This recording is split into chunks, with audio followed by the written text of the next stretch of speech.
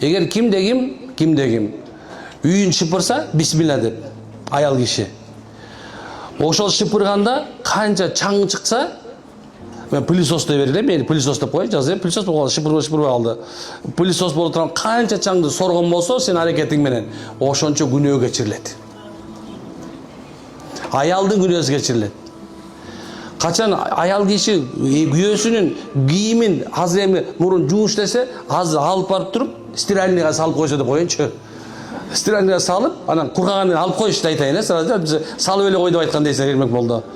Салып, анан жууп жарым саатта алып, анан жайып кое турган болсоң, ар бир кыймылга 2000 сооп жазылат. Канча экен? 2000. Кайсы аял киши бала эмизсе, бир эмизгенине бир күнөө кечирилип, бир сооп жазылат. Түн ичинде баласын сабабастан, жаздыктан бир койбостон, субханалла.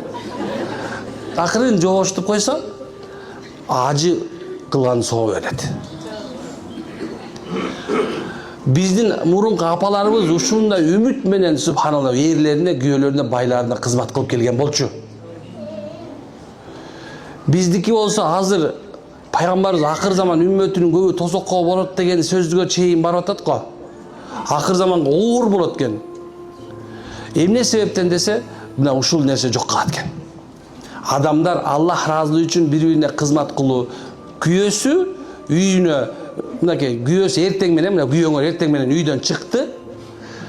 Чыгып туруп, кечке чейин эмне кылсын, кандай кылса ошо жумушка чыгып кетсе, ошо кечке чейин Алла жолунда жүргөндө соо жазылат.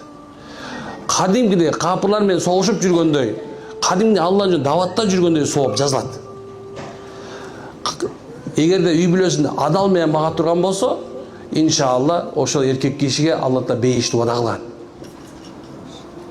Дагы бир жерде болсо айтат, таап келген нерсесине келебесе, мен багып атам силерди, мен таап берип атам, мен болбосом деген сөздү айтпастан, Алла берген ырыскын алып келдим деп адалдап алып келген болсо, машалла ошол үйдө некен Алланын ырыскы берекеси, периштелер толкулат ошол үйдө.